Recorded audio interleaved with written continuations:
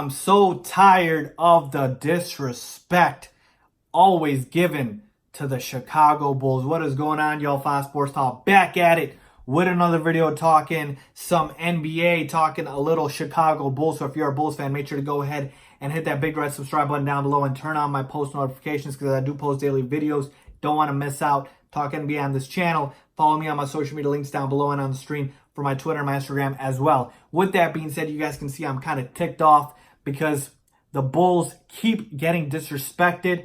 It seems like nobody wants to pay attention to this team, and I'm here to be the voice of the voiceless for the Chicago Bulls, who have been projected by Vegas to win a measly, a paltry, an embarrassing 30.5 games this coming season. Yes, that is not good enough to make the playoffs. So projected to miss the playoffs as well, and I'm here to tell you why that is dead wrong. So let's get right into it. Look, the Bulls won 22 games last season. They went 22-60, good enough for 13th in the East. So they were, of course, one of the worst teams record-wise in the Eastern Conference. But this is what ticks me off, because this is the casual, lazy way of looking at things, because you want to take a look at the record and nothing else.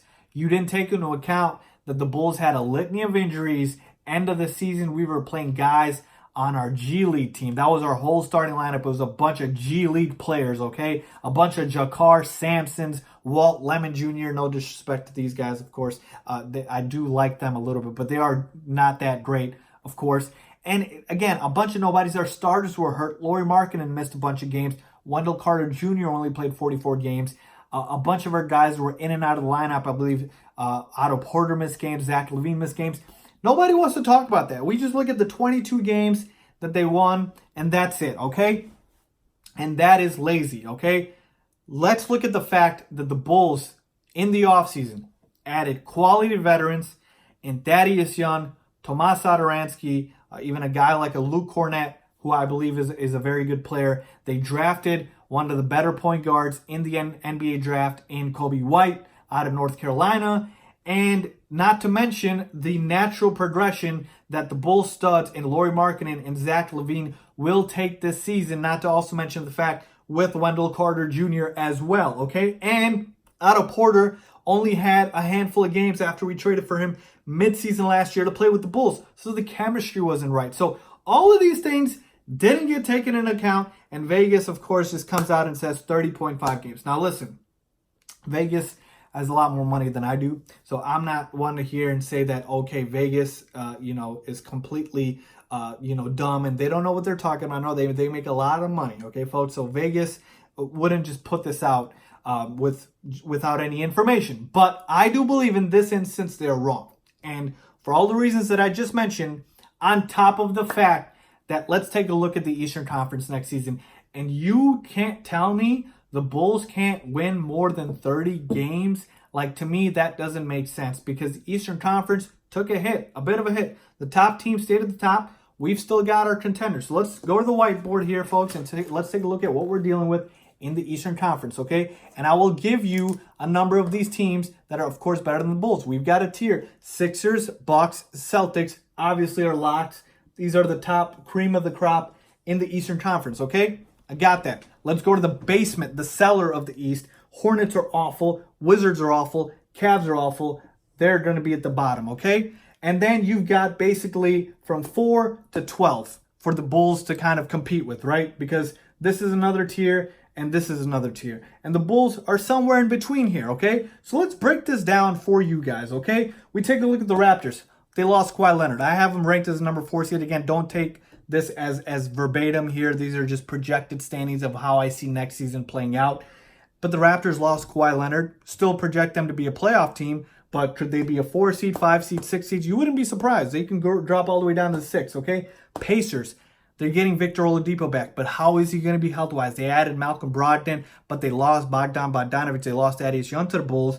They lost a bunch of starters, Corey Joseph, a bench piece, so they're depleted, okay? Then we take a look at the Nets. No KD for this season, okay?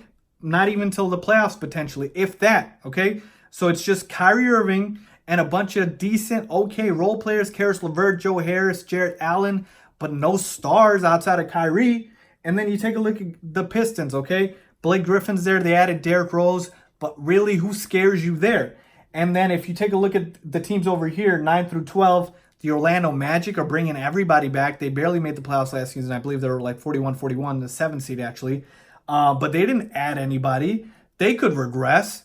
The Miami Heat, everyone wants to put the Heat as a guaranteed playoff team because they added Jimmy Butler. But I don't think so.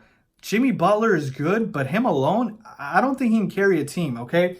The Atlanta Hawks, I like the Hawks. They'll definitely make improvements. I do think their team on the come up. And the Knicks added pieces, but no stars. A bunch of power forwards, really. Julius Randle, Taj Gibson, guys like that, Marcus Morris.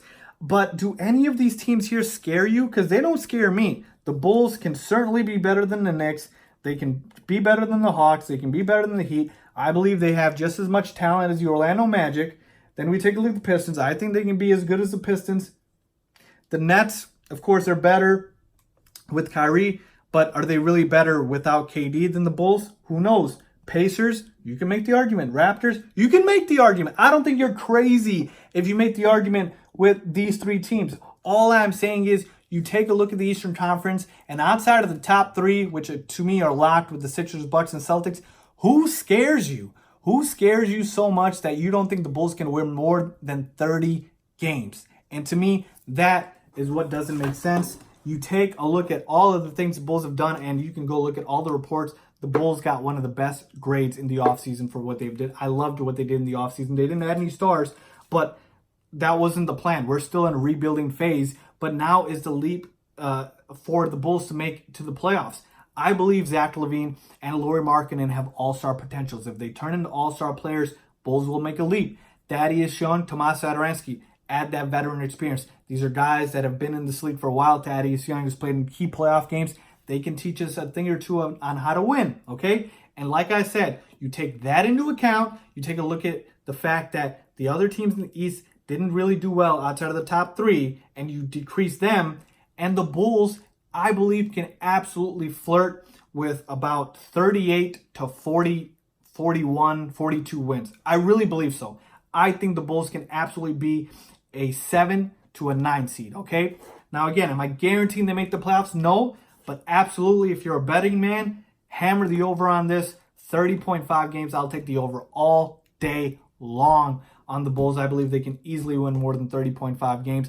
I'm not saying championship. I'm not saying a top 3 seed. I'm not crazy, folks. I know the Bulls still have limitations, but the disrespect is just blatant at this point, and they absolutely can win more than 30 games. As far as the playoffs, I do believe they can compete for the playoffs as well. So to me, that is my main issue here with what Vegas is saying. So let me know what you guys think, man. How do you guys feel the Bulls stack up? Am I crazy? Let me go back to the board. Am I crazy here? Can the Bulls not compete with any of these teams? Let me know down below, besides, of course, the top 3. Let me know down below. Let's talk about it. Let's debate. As always, thanks for watching.